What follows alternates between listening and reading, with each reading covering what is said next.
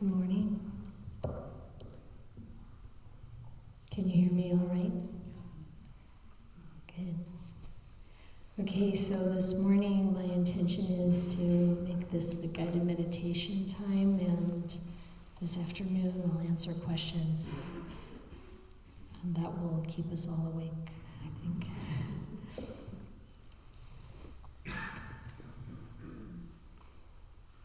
So get comfortable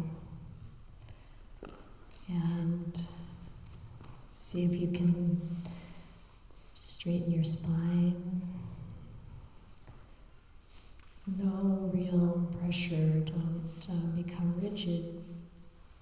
And just put some mindfulness into your posture. And relax.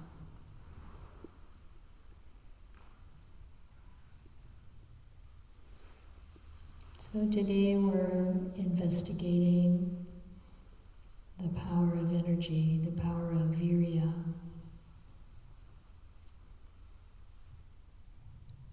So you can begin by checking in on your energy right now.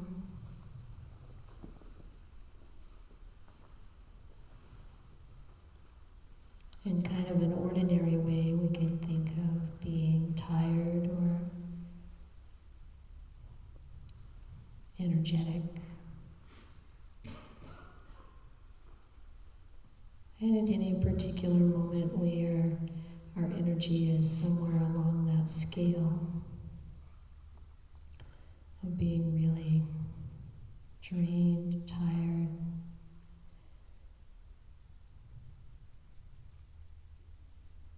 kind of dull, or being really alert, maybe excited, energetic, full of energy.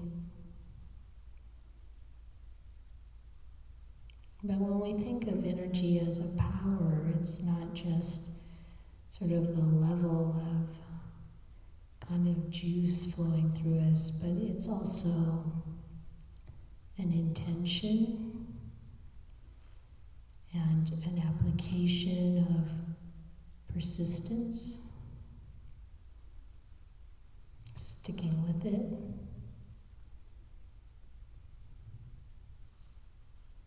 And as I talked about last night, there starts with an initiative.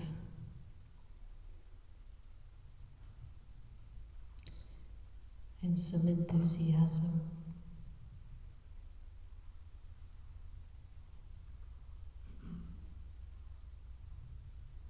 But as we know, if you're going to run a marathon, you want to pace yourself. So we want that energy that can be sustained.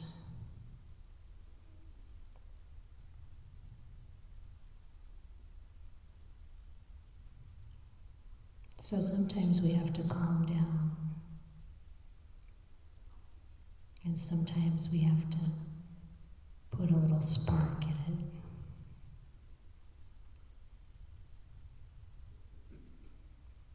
And we're putting effort into examining the mind,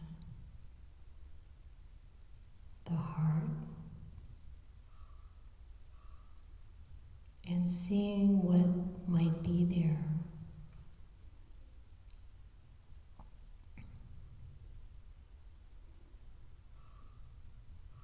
Feelings, thoughts, desires, aversion. What leads to more peace? And what in the mix leads away from peace?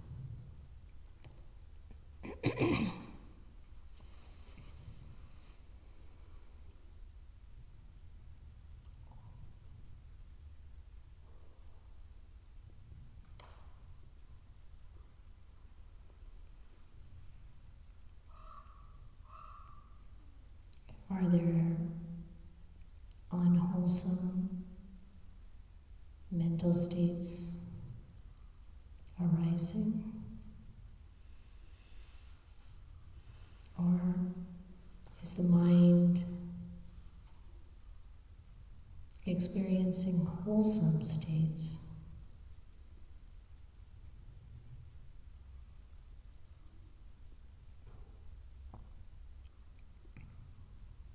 Sometimes unwholesome states can be quite subtle, and we don't notice them as such.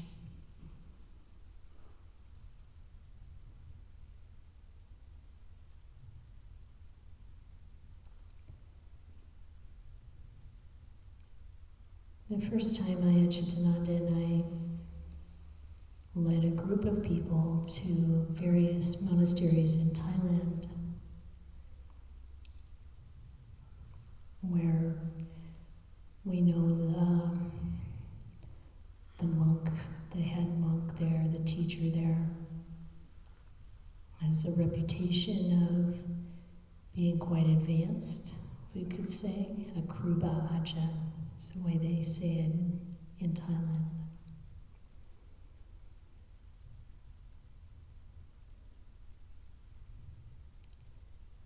And we visited various monasteries with our small group at that time. And after 2 weeks, most of the group went home, and we went back to one monastery where Ajahn Ganha lives.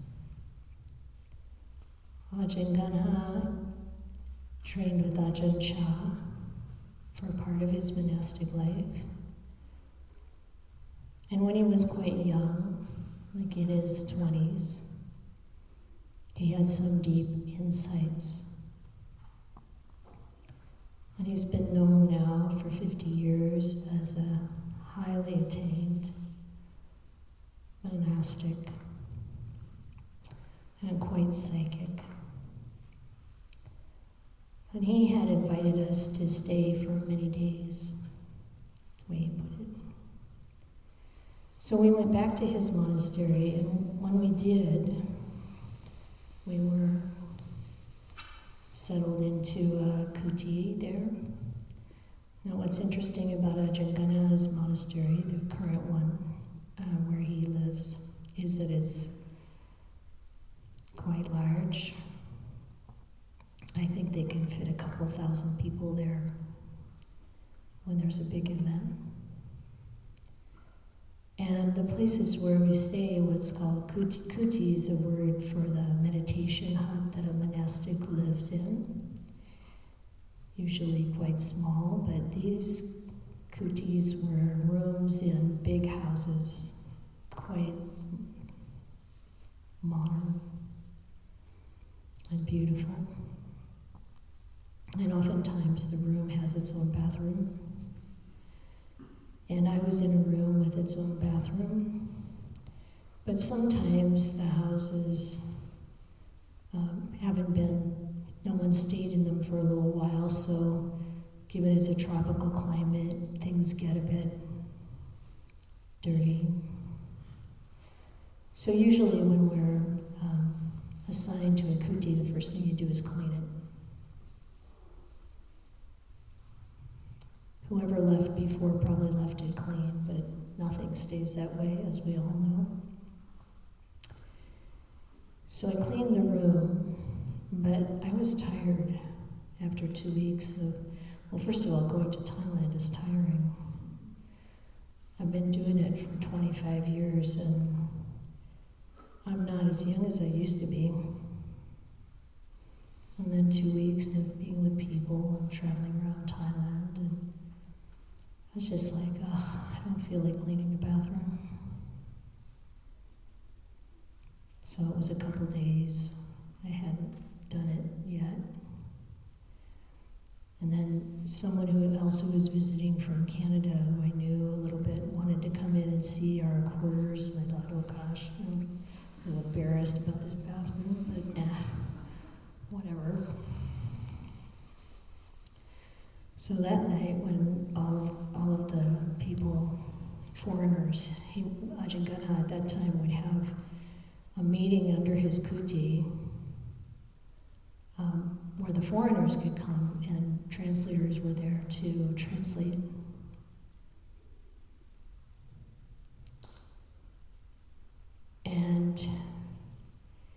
in his words for all of us, he said, you have to clean your bathroom. Clean your bathroom. Clean it every day. Clean it twice a day.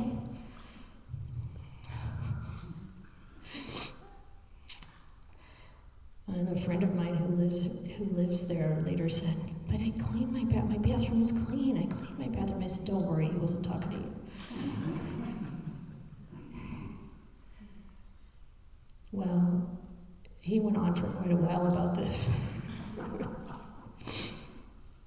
And after we left, I cleaned the bathroom like a little tornado. And I felt much better about it. And I reflected on that. Because it's not just about cleaning the bathroom.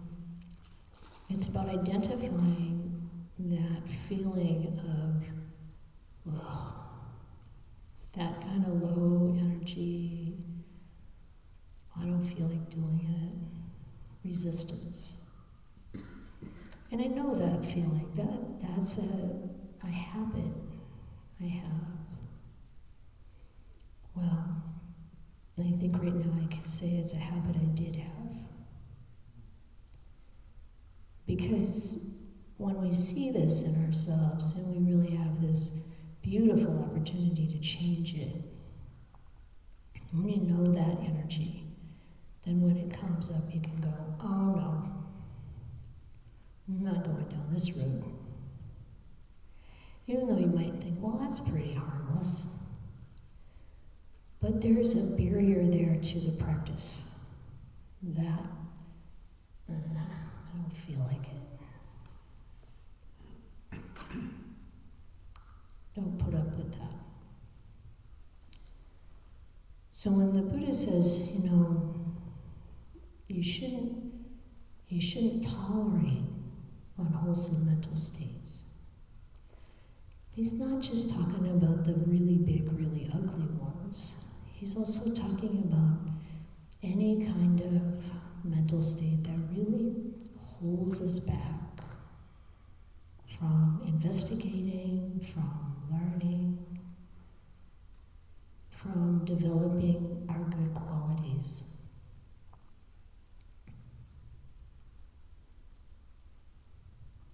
And getting skilled at changing our habits, getting skilled at recognizing that we can do it. It is possible to change habits that we've had all our life. And to not feel bad about having them. It's just conditioning. Conditions can be changed.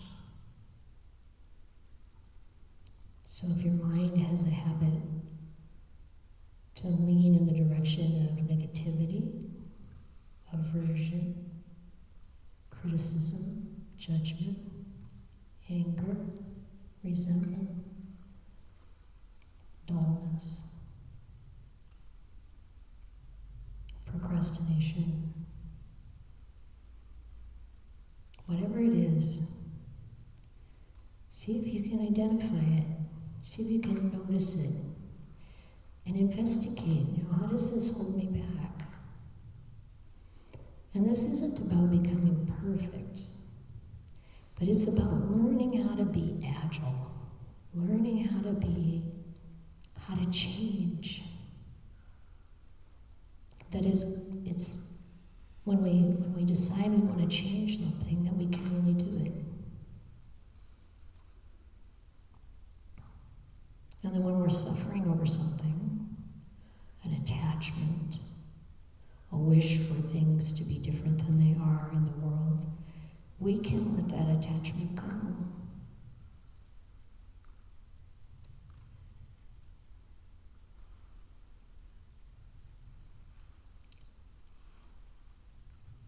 We want to be free of suffering.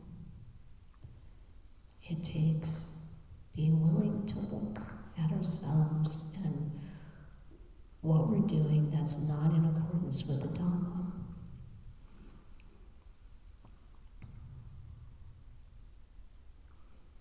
That instead of following our conditioning and following our personality and following the cultural and social conditioning that we have, we follow the Dhamma, live according to the Dhamma. And if we don't know what the Dhamma is, then we investigate or find people that we've learned through experience that we can trust, who are following the Dhamma and know how to guide people in that and learn from them.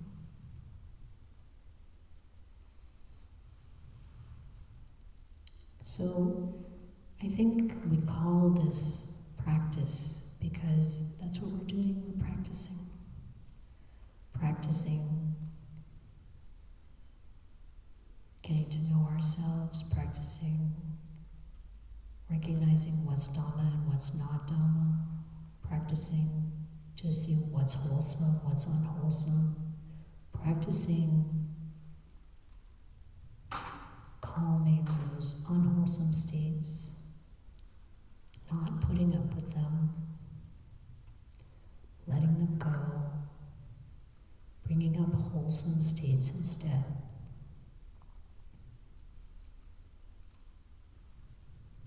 Because that's what's going to help us. That's what helps us to be free.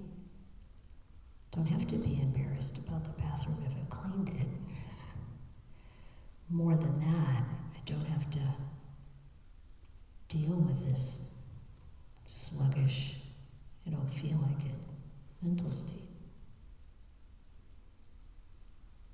There's something that really changes in the mind, in the heart. It becomes brighter, like that bronze cup that's used and cleaned and stored in a clean place. And it may seem like a small thing, and it is. It's a small thing. But many small things add up.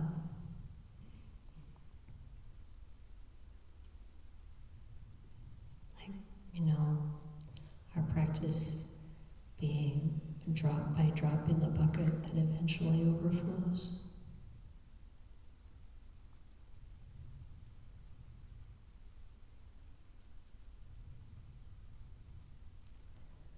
So now check in as to what the feeling is.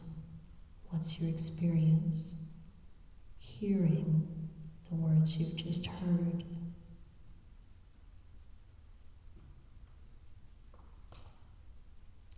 It's like this.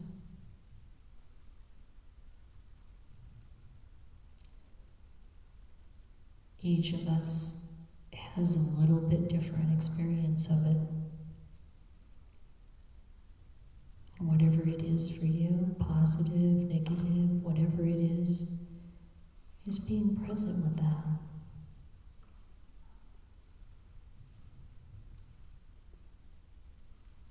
If there's some kind of negativity, like guilt or aversion, just noticing that. First we notice it, we see it, we're present to it. Accepting that that's the feeling right now. Whatever it is. And notice the part that's observing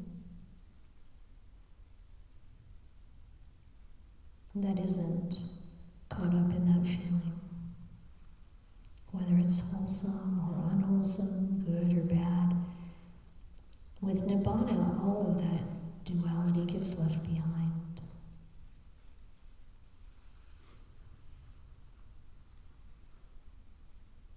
Is that part that's watching? Is that constant?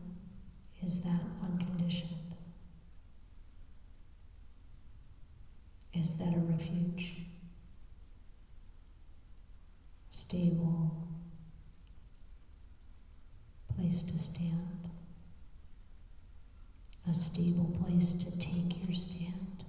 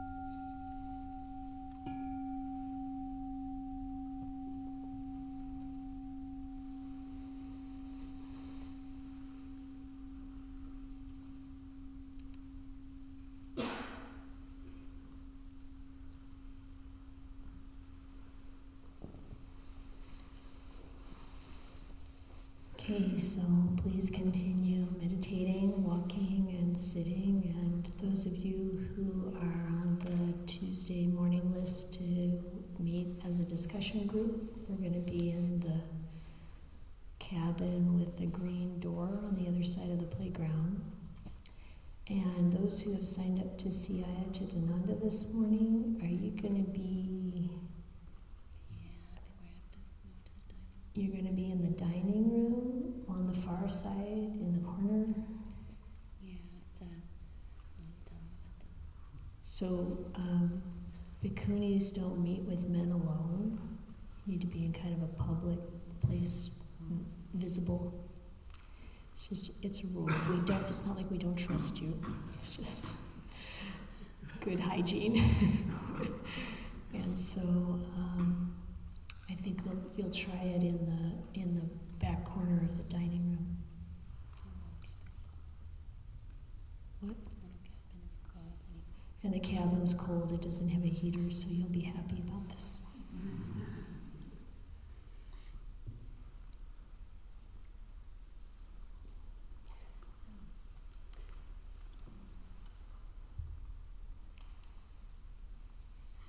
Really quick,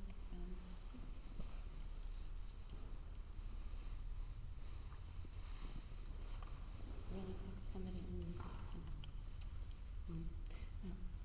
someone asked if we could have more than one.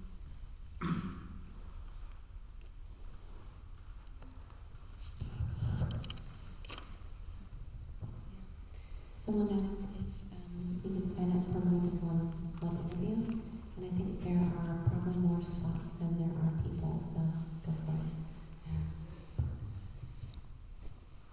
It's blinking now, so It has been, but you could push it again. I did. It turned red. no, it's on pause, I think.